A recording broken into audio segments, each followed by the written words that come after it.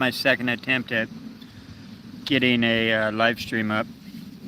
The first one I was trying to reset the from vertical live stream to horizontal because I don't like the vertical. Um, just because if I want to, yeah, I just don't like watching something like that. It's good on a phone and stuff, but that's about it. So um, I was trying to flip it around, and somehow I deleted the upload. Yeah, I thought it started a new live stream. So I was like, because I had one scheduled for 10 and I was messing around before 10. And since it didn't pop up on my phone, I thought it was on a different live stream. So I tried to get out of that one. But it was actually on the scheduled live stream. There was a delay for my phone, so it didn't show up. So, um, yeah, so right now I only had like me and two other people, me live. Let's see, here we go. Just give me a second. That way I can get in on it on the chat room on this one. That way I don't miss any of them. Okay, guys. So sorry about that. Yeah, like I said, still being new to the whole live streaming thing. Yeah, it's a pain in the butt sometimes. So I'm still here at the same campground that I've always been at. And it's a really nice campground. So I don't know, I'm contemplating. There's a parade coming up for Independence Day, for the Malaysian Independence Day. Hey, hit list. Flea and Ali should be here pretty soon if they're not already. We got 4 people. I was toying around. I was just mentioning that I was toying around with the settings, trying to make sure that it was on horizontal, not vertical. Vertical live stream. Okay, Flea's here. And I thought it started up, so I was trying to make sure the orientation was right, and it says, okay, you're live. I'm like, what do you mean, right? So I looked on my phone, and the scheduled one didn't start up yet because there was a lag in the system, but I wasn't thinking there was a lag in the system. I thought it started up a new live stream. So I was like, no, I don't want a new live stream. So I deleted that, but what I didn't realize is I was actually, as soon as I deleted it, that's when it popped, that's when the lag caught up. And I was like, oh no, I deleted the one I was supposed to be live streaming. So anyway, yeah, that was like, that's why I said if I do this repeatedly every day and stuff, yeah, it wasn't a glitch, I'm the glitch in the stream. Yeah, Felice said there was a glitch in the stream. No, I'm the glitch in the stream. That's what I was mentioning. Is like, by the time I did delete it, that's when the lag caught up, and it popped up that I was live streaming on my other phone, and I was like, crap, too late now. So I just had to start up another live stream. So that's what it was. Speed-wise, so U-Mobile had me throttled way back. They took that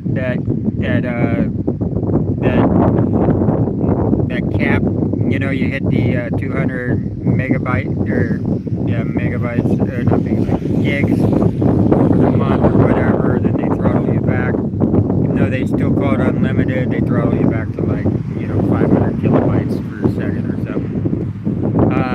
But they increased the speed a little bit. But I'm still only getting 4 megabytes per second on U-Mobile here for upload speed, and 7 on Hotlinks. But the thing is, I smoked the Hotlinks. I just topped up a few days ago. No, it's a few days ago, when I left JB. So I think that was, I don't know what, a little over a week ago. So that's 200 gigs that I already smoked through pretty fast. So,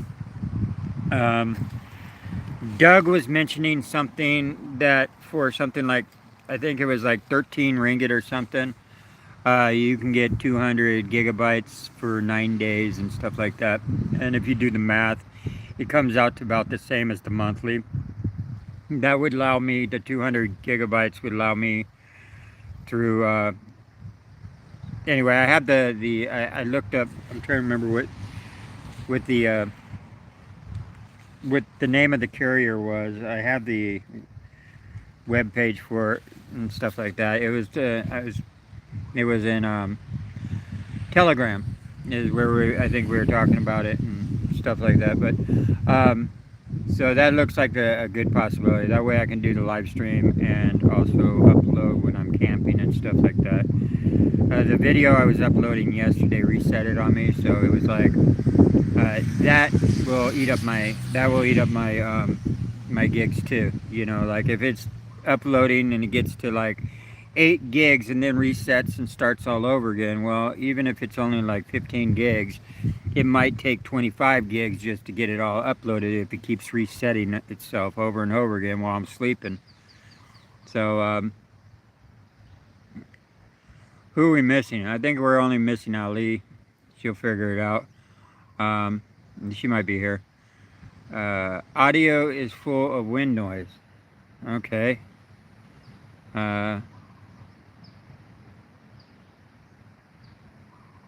Yeah, okay. Thank you, Lee. He mentioned the company is called Telecom Digi. So I don't know who they are. So instead of doing, even though Hotlinks is okay compared to yeah, Mobile is really terrible. They're really slow.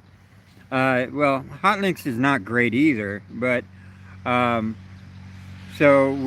since I already smoked since it's going to be the Hotlinks is the next one to expire, I have 30 gigs left on it. So I'm doing this live stream on it because it's faster. Not by much, but it is a little bit faster. And so I'm going to go ahead and get the Cellcom Digi. So yeah, so I'm gonna do that 9 days for 2,000 gigabytes for 9 days. I mean, if it comes out monthly to about the same, it really does. Actually, does not.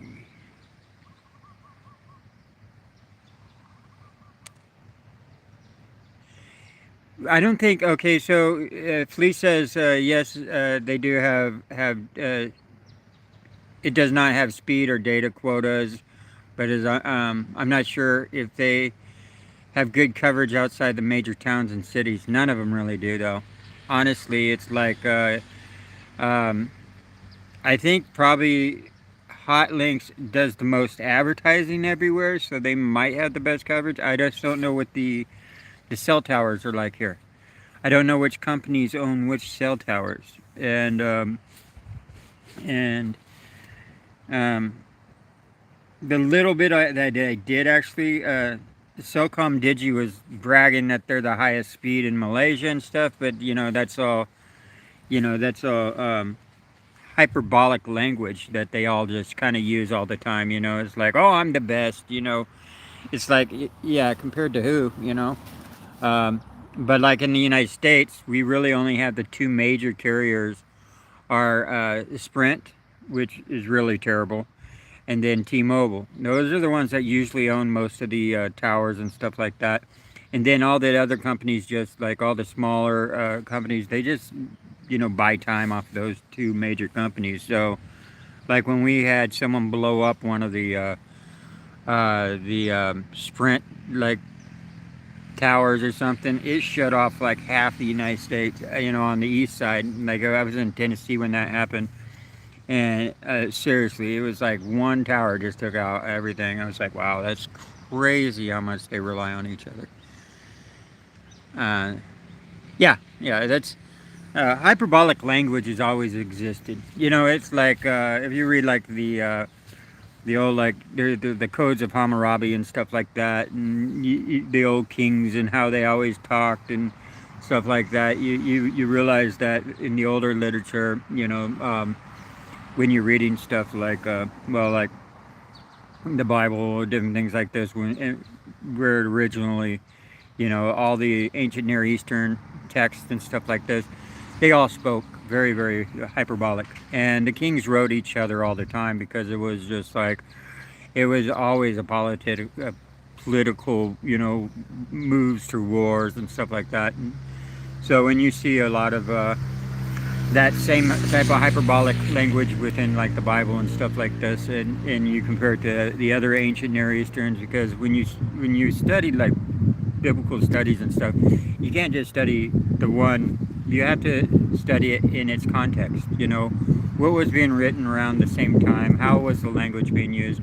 What was the author trying to say? What was going on around the author to make the author, what was he possibly talking about, and all these things. And it gives you a greater understanding of these ancient Near Eastern texts and stuff like this, and a greater appreciation too. But when we read stuff like old literature, like the Bible, we realize we're reading it from like a 21st, 22nd, a modern mindset. So what we're doing is we're projecting our modern mindset into something that wasn't meant to be that way. You see that with you see that stuff with like what's called apologetics, right? Apologetics is really that way. And listen, I used to love apologetics and studying apologetics. That's because you're coming from a standpoint that the Bible is inerrant and it can't be wrong about anything and all this stuff, right? And so if it says the earth was flat, it wasn't really saying it was flat. It must have been saying it was something else. But then you have someone like Michael Heiser coming forward and said, no, that was the mindset at the time. And it doesn't mean, the thing is you got people like John Walton. These are what's called Bible, like they're scholars and stuff, but they're coming from what's called a maximalist point, that they still believe that the Bible is inerrant and stuff like this, and they are very sophisticated apologetics, and I like them too. I mean, don't get me wrong, I used to love reading John Walton, but John Walton put the simplest. He goes, they were never meant to be science books. So as soon as we try and say, oh, this is what it's trying to say scientifically, we are taking the meaning of the text completely wrong, and we're reading into it wrong things after we start abstracting. It was just never meant to be that. It was never meant to be a science book, so why do we try and turn it into a science book? It's best to just say, no, it was never meant to be that way. And so, I mean, this is 5+ years of doing this studies and stuff like that, so so it's not like, I just don't talk about it because it's a hot topic, but it's very emotional for people. And but it was, I still like to, go over and study ancient Near texts and stuff like that, the Bible and stuff. But I just don't really like to talk about it, especially because it's an Abrahamic religion. And there's 3 main parts of the Abrahamic religion. And through history, they've not gotten along with each other, regardless of which one you follow, And but it's too bad because it's all based upon the same old ancient literature, But anyway, that's just kind of my ramble. You'll hear me talk about it once in a while, just because I spent so many years of my life studying, doing biblical studies and stuff. But I just don't really want to go down one of those roads where it's sensitive. It's like talking about Trump or something. That's a way to lose subscribers right there. Put out my opinion on what I think of the current president we have. I keep that to myself, homie. Okay, let me see. I'm sorry, guys. I ramble and So U-Mobile, I still have. U-Mobile was the last one, Flea. But so the next one to actually get dropped is my hot links, and I'll try and smoke up, because where U-Mobile is stronger is where hot links is weaker. So sometimes U-Mobile seems to do better. So I just need to find a situation where U-Mobile actually is doing okay, and then just try and smoke up the data on it. Honestly, it's not super expensive. I just don't like wasting anything like that. But yeah, I'm gonna go ahead and try and find a better platform where I can start doing. Just a little over a week, I went through 200 gigs. So that kind of gives you an idea of what I'm doing. what type of amount of information I'm eating up and sending out. Um,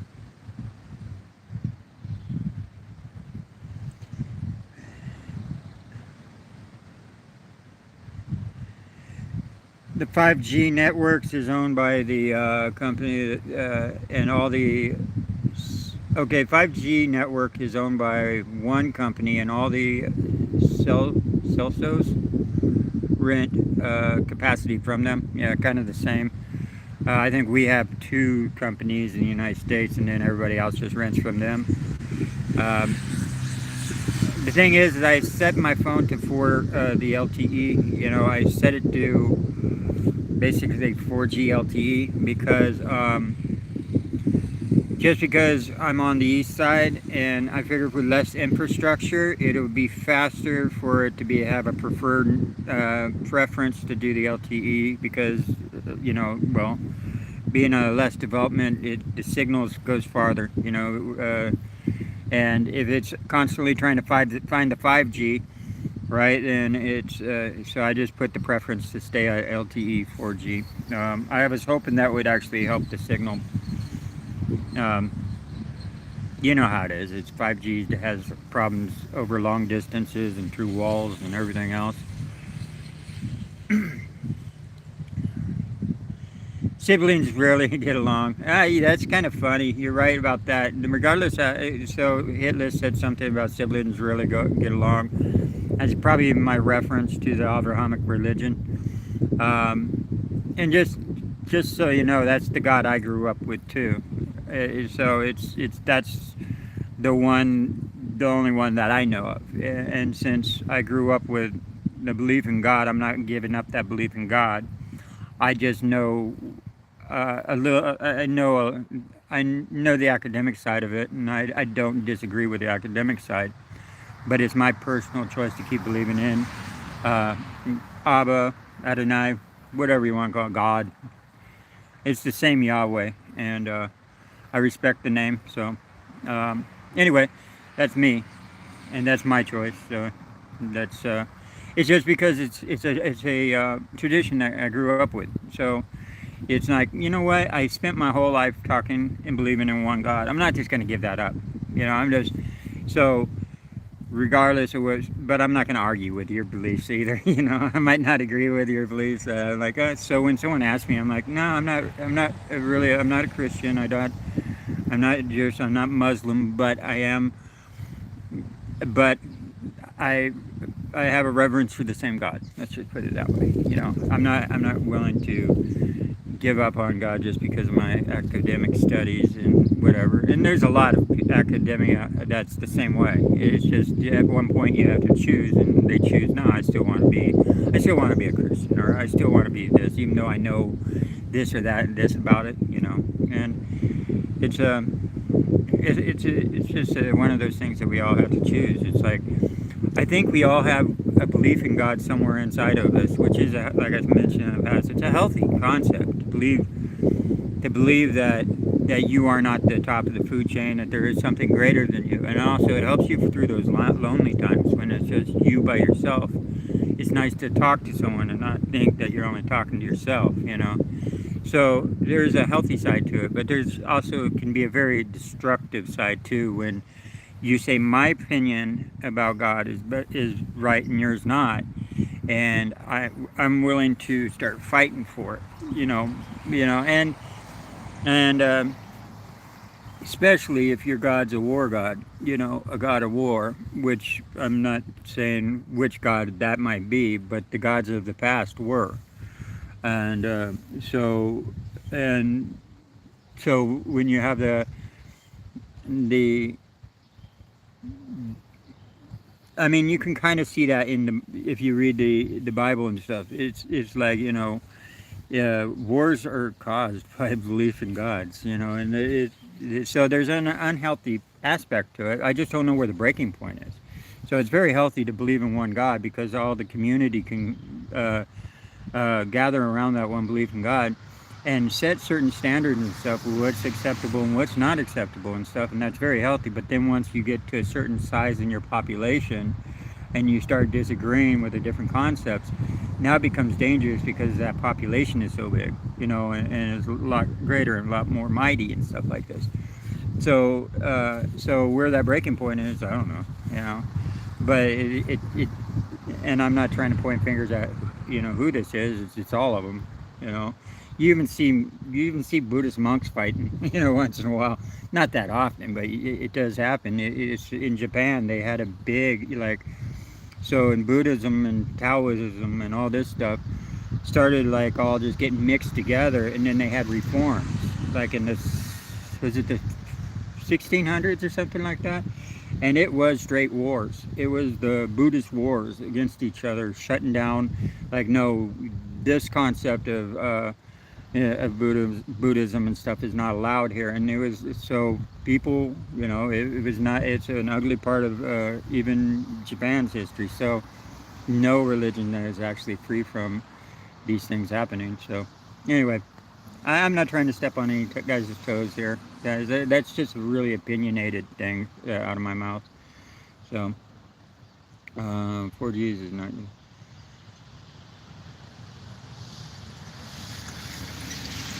Okay, let's see. I'm missing out on some of my stuff here. But yeah, siblings always fight. They do. I have a younger brother that I grew up with. We always shared the same room, and we ended up having a lot of the same friends and stuff. So yeah, we got on each other's nerves a lot.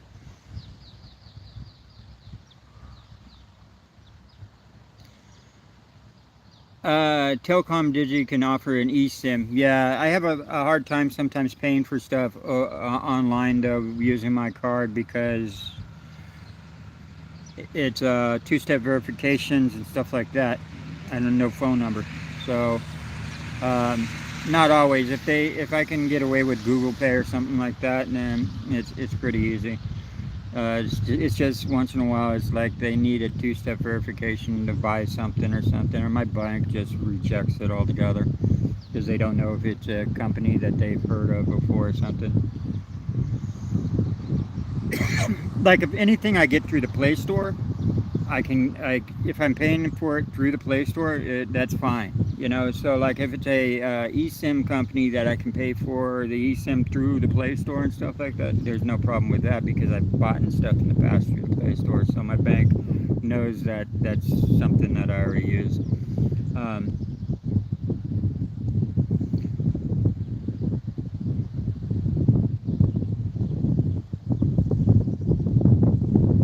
Okay, so it's just the five. So Flea is saying basically it's the 5G towers that are owned by one company. The 4G networks are usually owned by companies that sell you the SIM card. Okay, so so the 4G is still going to get better coverage than the 5Gs then, because I don't know how many 5G towers are out here. So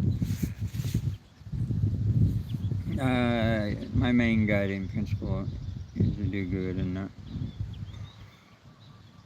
Yeah, that's basically. Lee says my main guiding principle in life is to do good and not harm to others. Yeah, that's like a humanistic approach. That's where we're basically all internally good inside, but I don't know. I think we're all kind of there's an internal mixture of nuts in there. You know what I'm saying? It's like, yeah, we all have the potential of being good. I think we are good, but I also think we're a little bipolar when it comes to that. I think we get upset easy and stuff like this. We're an emotional creature. That's just all. I mean, I think all creatures are emotional to a certain degree.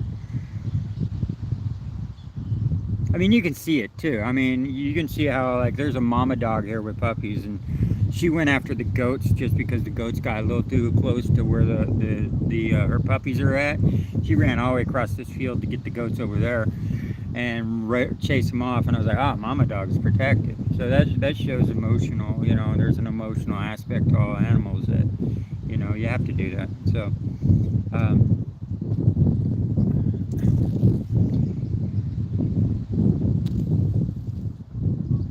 Yeah. So Ali, I think around 7 to 1 p.m. Yeah, I mentioned that when you asked in the other live stream that I was trying at first. Yeah, I'll be going up to be looking for the rooms tonight, to which one I actually want to go up to, um, and trying to find a room for, for the parade up there. So yeah, I'm planning on doing that. The only thing is, I might stay another night here. I might not. It's just because it's so nice. Um, but other than that, I'm going to jump on here and look for rooms and try and book one for the weekend or whatever for the parade.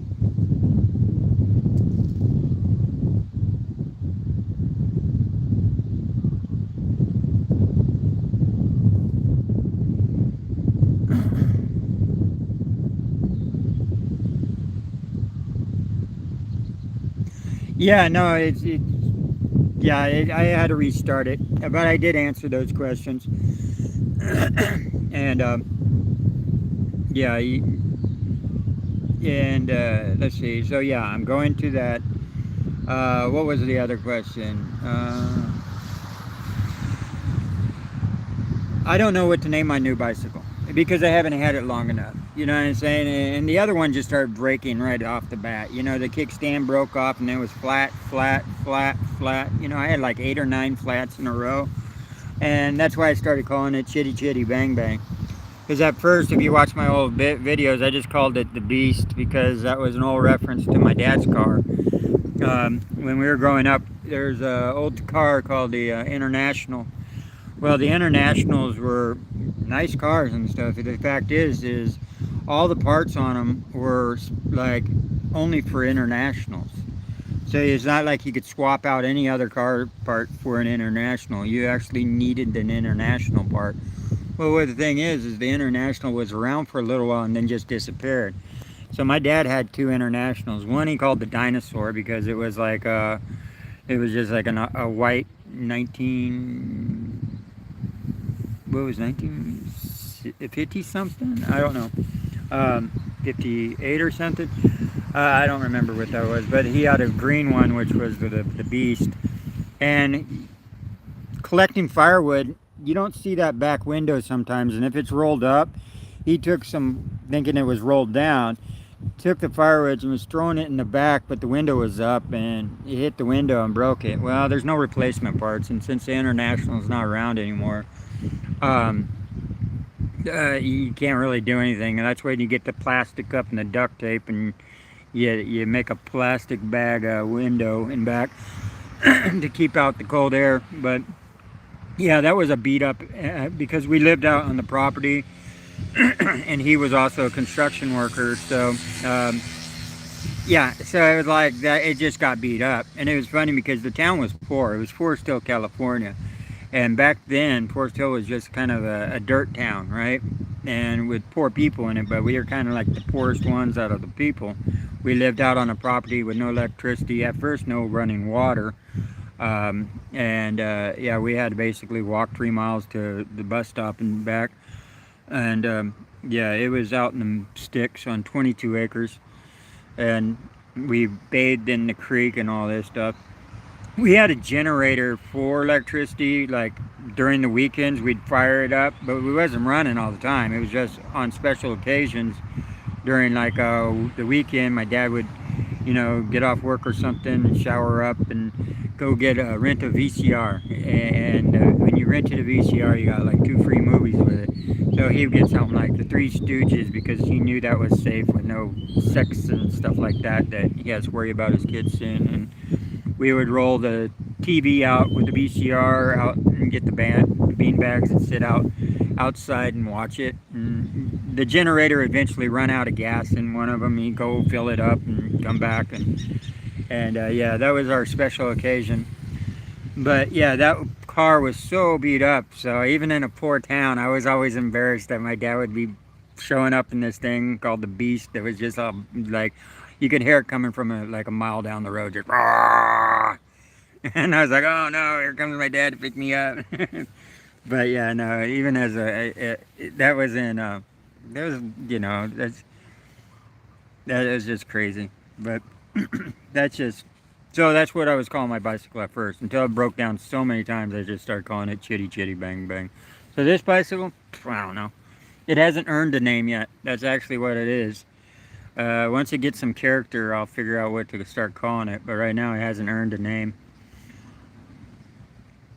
Other than that, let's see, where are we at? We're at 30 minutes. I'll probably cut this off pretty soon.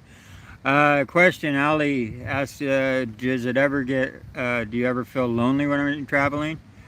Um, that's a kind of an odd one. I think we all crave other people's attention. It's like we always want to be paid attention to. It's nice when, especially someone of the opposite sex, pays attention to you, right?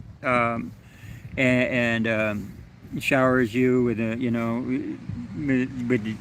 it's nice. So without that, regardless if you're traveling or not, that feeling of loneliness, which is just the feeling of wanting to be paid attention to, kind of creeps in.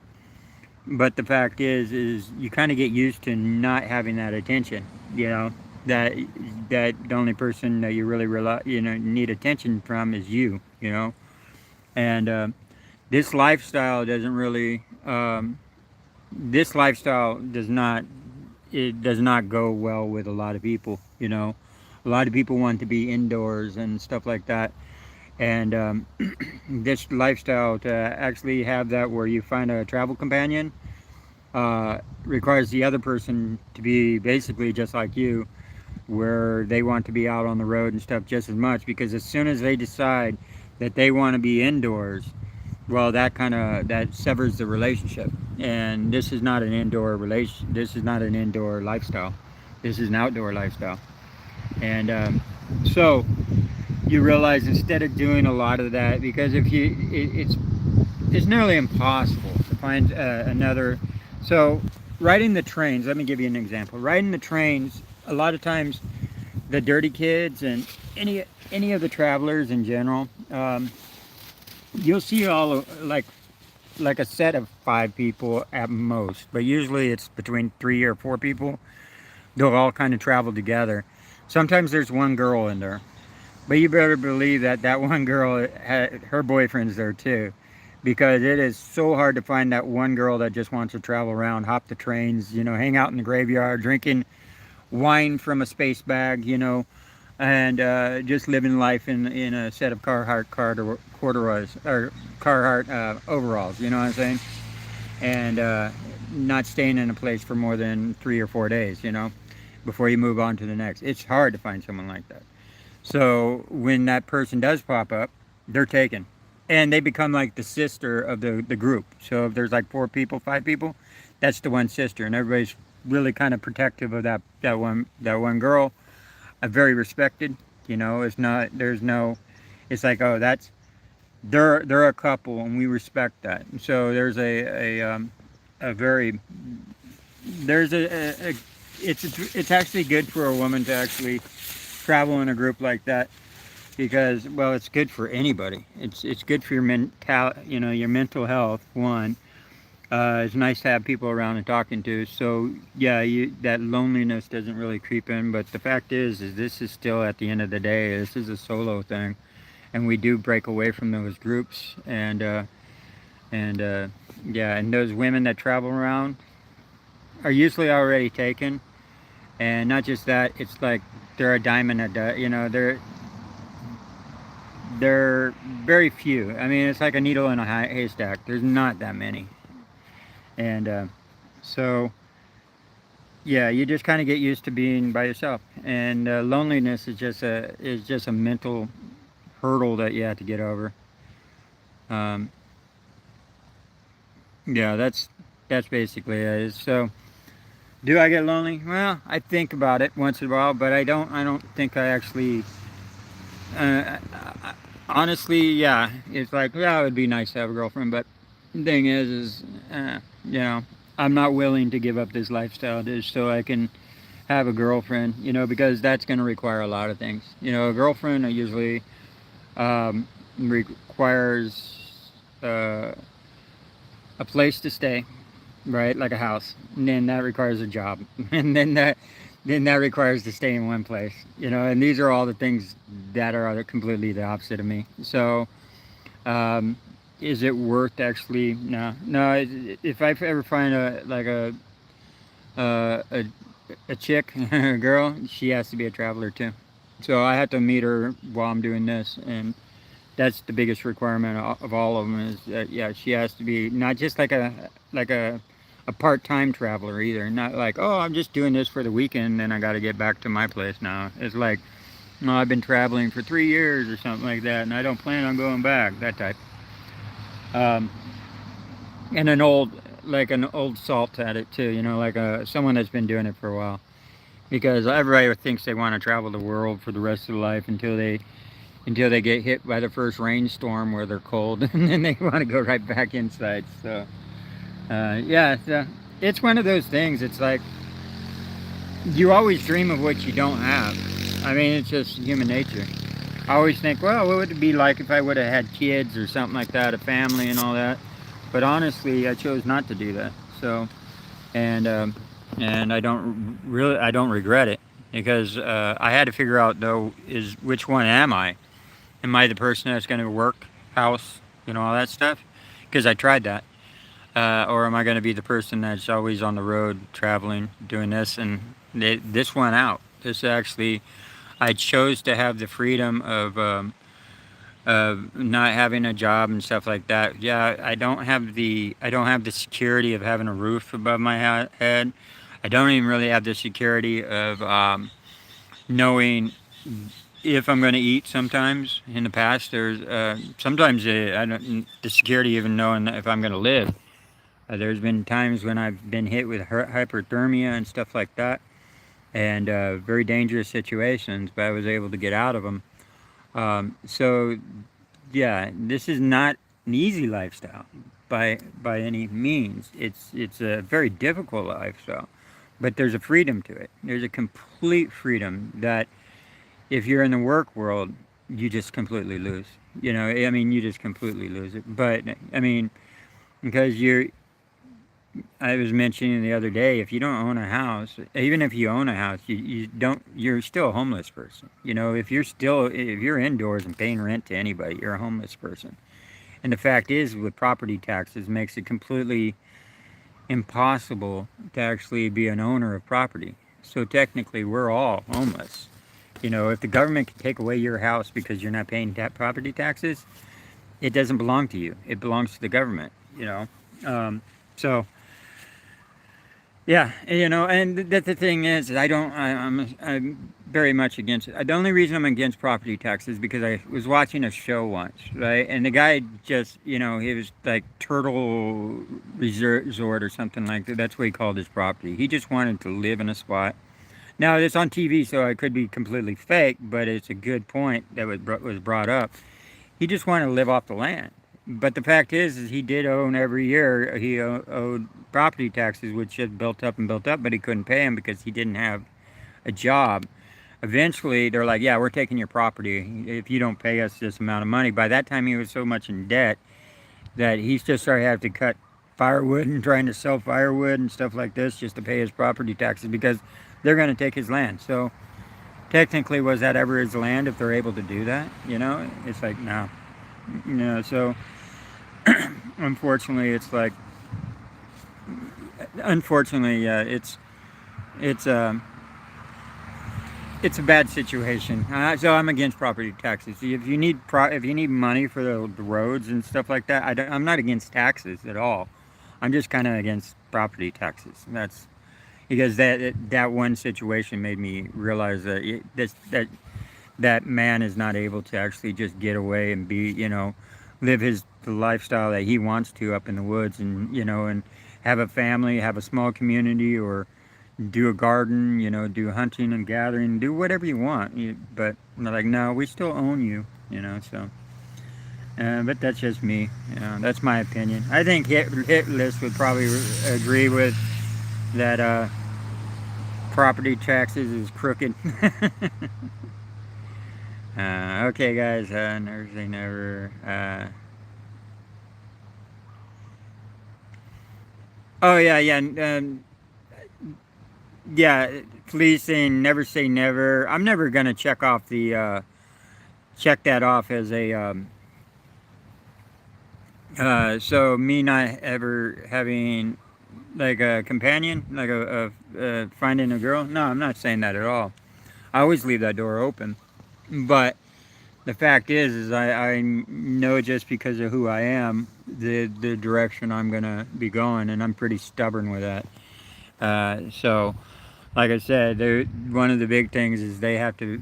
It's best if I just meet them while they're traveling, like, and that there's well-seasoned traveler already.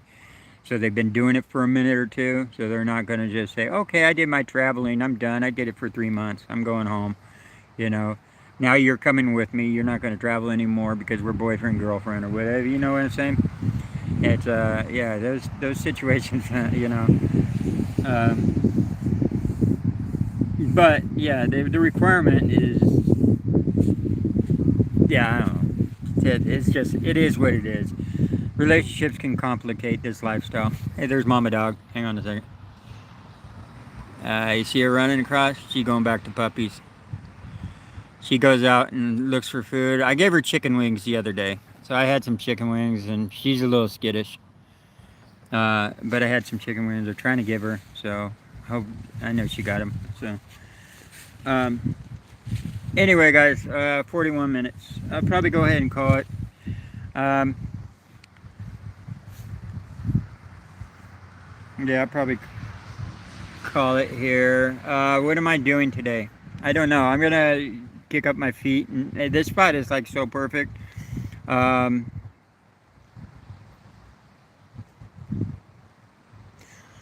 yeah, Flea, I have no problems with taxes because I know a lot of stuff needs to be done. I know that the road needs to be done, but actually, in taxes, at least in the United States, we pay for the road like a lot, like 10 times. And if you look how the taxes are set up, it's like, so, it's like food on tax, taxes on food. I don't know. It's like they don't tax food, but they tax everything else and stuff like that. And it's like they tax income, and then people are like, I don't want my income tax. I don't care about income tax. Because if it's $16 an hour, you're like, okay, that's about $13 an hour. You know what I'm saying? You figure it out that way. The only thing I don't like about income taxes is that you actually have to file a tax return and all this stuff. They complicate these matters to get money that they took out of your check back. I believe that they just need to take out the amount that they need for roads and different things like this, whatever programs, a set amount, and not take out more than that. And then don't even worry about the tax returns at the end of the year. Just have a set amount that's taken out for, and it's like, and that's it, like flat tax basically. Because then we can just we don't need the IRS, we don't need any of this. We just like, hey, this is how much we're going to take out, do it. And then don't ask me to fill out paperwork at the end of the year. It'd be so nice. No audits, no paperwork. Well, um, you might have to have a small IRS to make sure the people that are claiming that my business is only making this amount of money, so I should only get taxed.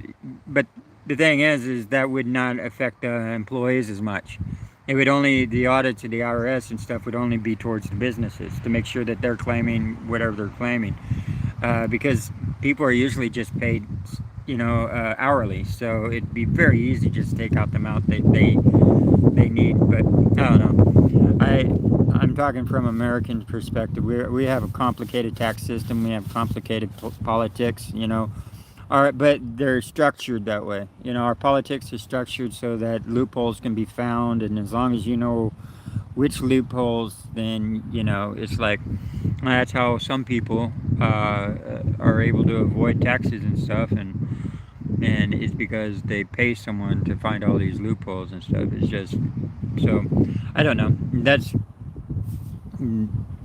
just but that's how it is.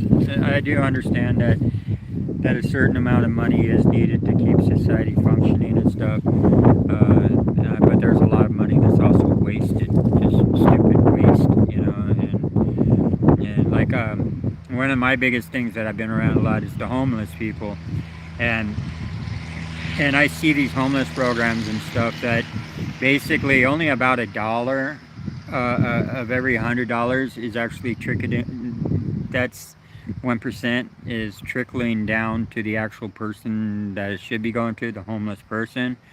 But then you got like $99 out of the 100 are going to the paychecks of all the people that are involved to get that $100 trickle down to that person. So by the time it gets all the way down to you, you're only seeing like $1 worth of benefit.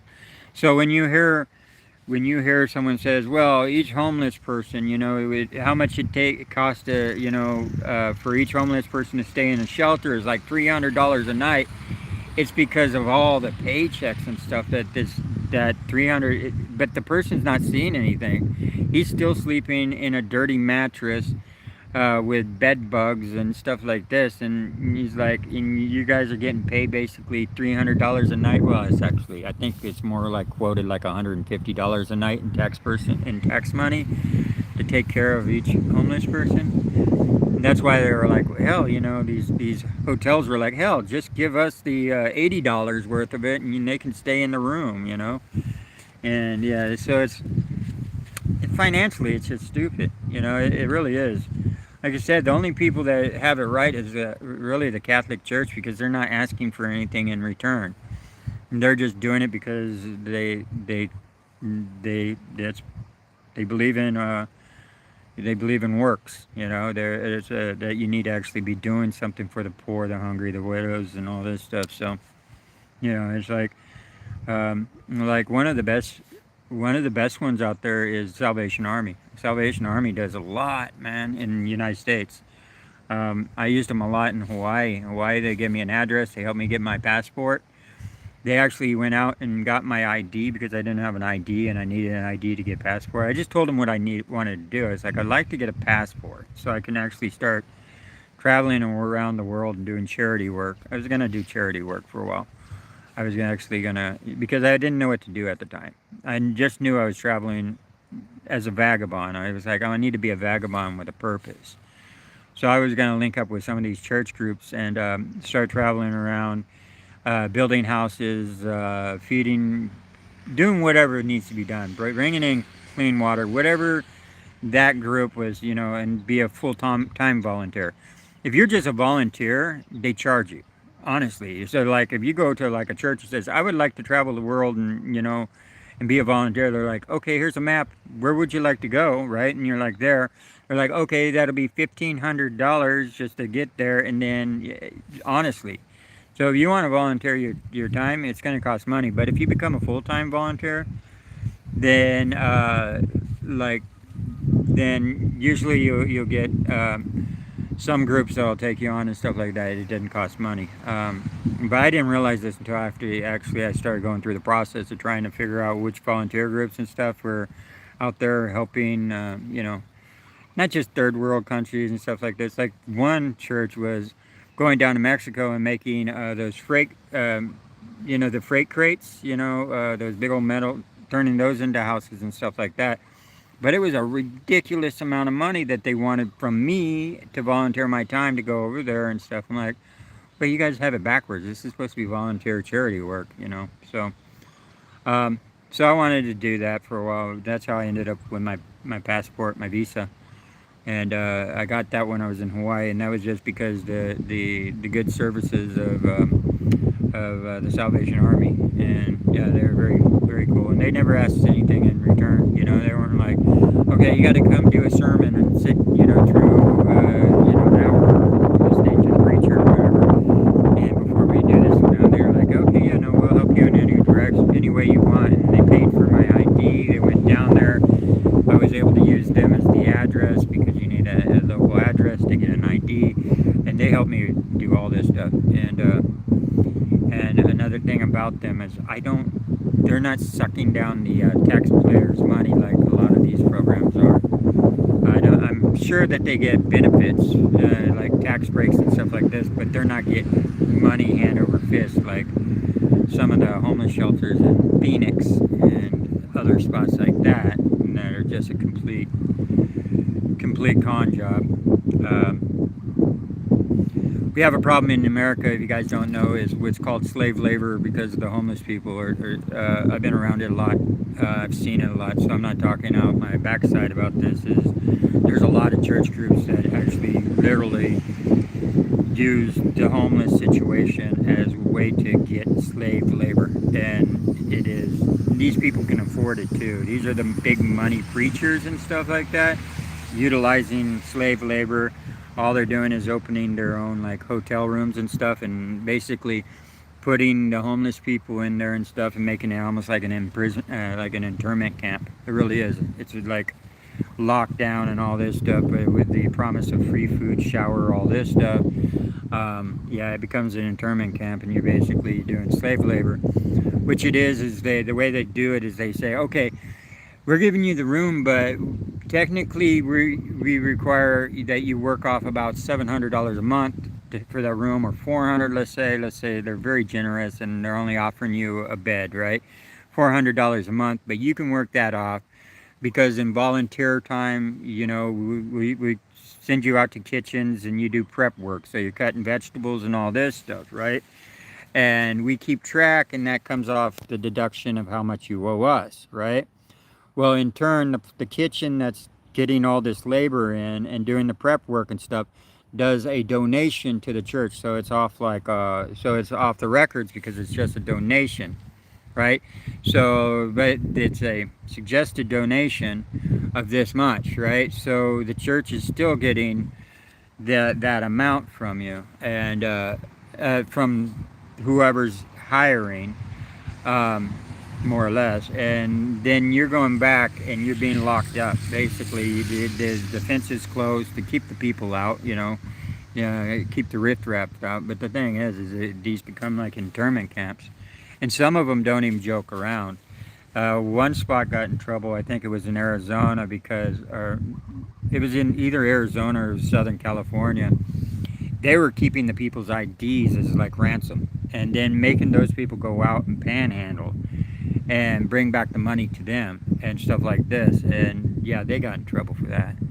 So anyway, that stuff actually happens. I witnessed it, and it's funny because these are multimillionaires sometimes that are using these that are, because they're opening their own hotel, putting the homeless people in it. It looks like, I don't know what type of tax write-off they're getting from the government, because technically they're housing homeless people, they're a church and all this stuff. But the fact is, they're big old money preachers getting millions and millions of dollars, you know, and they can afford, but they don't. They're just, you know, unfortunately, they're crooked. And these are preachers that you see on TV too, you know, I'm honest. So anyway, if you guys didn't know that was going on, it is in the United States. So I'm pretty sure a con job in the United States can be a con job anywhere else. Anyway, sorry guys, that's just me talking.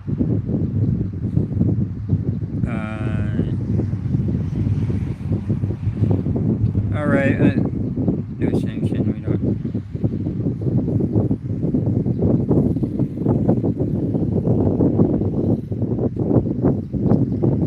Income taxes, yeah. A lot of people don't like the income tax idea. I was in Vegas. In Vegas doesn't have state taxes, but you still get hit with federal income tax, which is nice, but really, if the company's taking it out of your paycheck, you don't really notice anyway.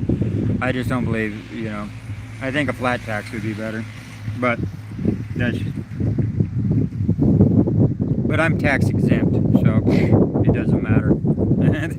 Honestly, I am. So I'm like, if I go to work, they're just happy I'm working again. So they're like, okay, cool. So if you guys don't know this, is in the United States, if you're homeless, like,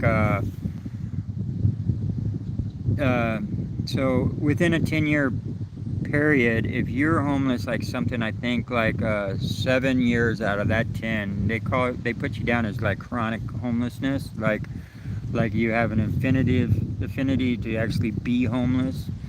And they kind of they classify that as like a mental health issue, because if you prefer to live like a vagabond, then there's something wrong with your head.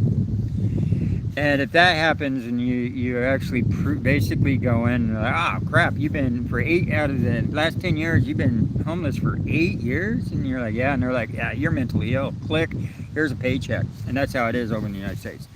And then you become stuff. Then you become tax exempt anytime you do work and stuff.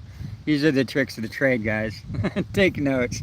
So you want to start traveling and make the government pay for it. Just be homeless at least 8 years out of the next 10 years. So grab a tent and hit the trees, man. 8 years, and in 8 years you'll be retired. So uh, that's. But I'm one of the few people out there that actually is a vagabond traveler with a paycheck. So a lot of them are. Some of the retirees are on limited income. Those are probably the ones that you're going to see a lot within Thailand and stuff like that.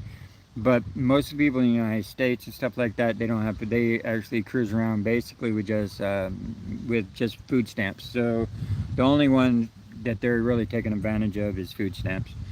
I just happened to luck out. I have a track record, let's say, of being this way, and they don't think this way is normal. So there's like, hey, we'll give you money because we don't think you're normal. I'm like, okay, well, I'm not going to say no. That's for damn sure. So, but it's still like in the United States, I make enough money to either live in a tent and eat, and or live in a house and not eat. So it's like they don't give you enough money to afford both luxuries. So I think that's why a lot of people, and I make the same as any retiree does, right? So I think that's why a lot of people, like retirees, need to get out of the United States and live more abroad, where your money is going to go farther and stuff. But yeah, um, there's a government there will be taxes. So taxes you're paying, you don't even know about it. Raise two. Sorry, I'm going over some of these, even though they were. But in Malaysia, the proportion of your income taken out of taxes is so small. Yeah, I don't know what the taxes are in Malaysia. Like, I'm just kind of going by the American. I'm kind of going by like the American standard. Is like we're kind of heavily taxed down there, around 30%. Is just average. If you're a business, you're more like 80%, 70% is what they claim. I don't know.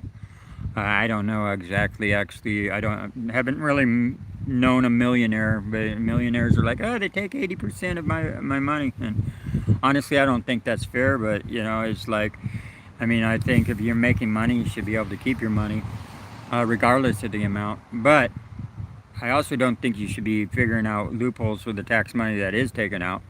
And the fact is, they're claiming they're getting paid. 80% of their taxes are being taken out of the millions of dollars they're making, but at the same time you hear that they're not paying anything in taxes because they find loopholes. So which one's true? Are you really getting taxed 80%, or are you finding loopholes to get out of that 80%? So it's like it's one or the other. It's not both.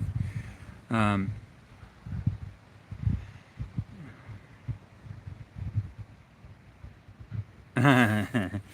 if a homeless guy is called a hobo, what is a girl? What is a girl called? Well, uh, let's see. A vagabond is a male guy. Is a male traveler. A vagabond. So now, if it's a woman traveler, I think it's a vagibond. So with an E, not an A. Vagibond is a woman vagabond.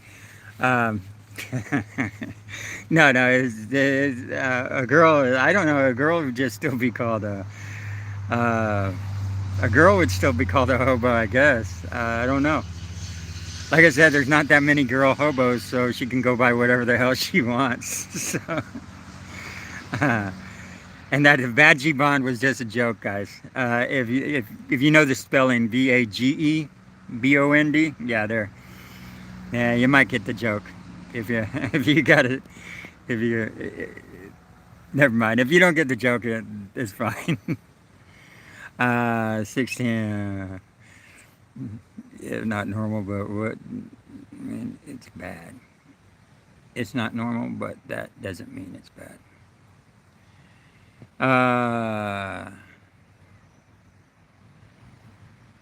30%. I don't know what the reference is. Oh yeah. 30%.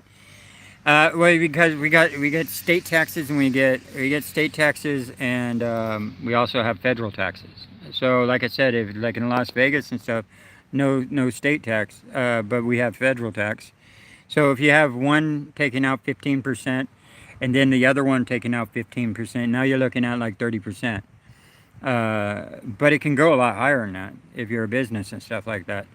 So yeah, on the average, it's like 30%. So like if you're making $10 an hour, you're actually technically making $7 an hour.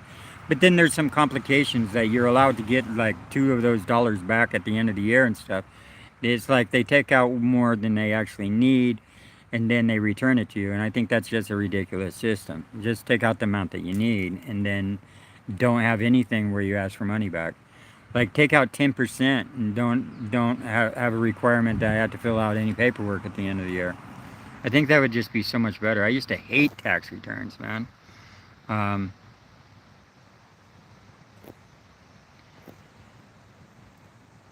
yeah, I don't know. Like I said, I don't know a lot of business owners. I know a lot of millionaires and stuff. They complain that they're getting heavily taxed and stuff. But yeah, I don't actually know if it. But then I hear that they're not really paying taxes because they pay someone to figure out all the loopholes for them. So yeah, I just don't know what that deal is, man. You know, is but that's fine. Anyway, guys, I've been on for an hour. I'm gonna go ahead and say hasta la bye bye and figure out what I'm gonna be doing. Like I said, I love this spot, man. This spot's awesome. But I've been rambling for an hour. It's good weather today. I mean, good enough. But this spot's great. I might actually have one more day in me because I'm only 30. I'm only like 32 kilometers from getting, and then I'll be in the city. So I might do one more day here just because it's such a nice spot, and then I'll head up north and for the Independence Day, guys. All right, guys. So hasta la bye bye, and I'll talk to you guys later. Peace out.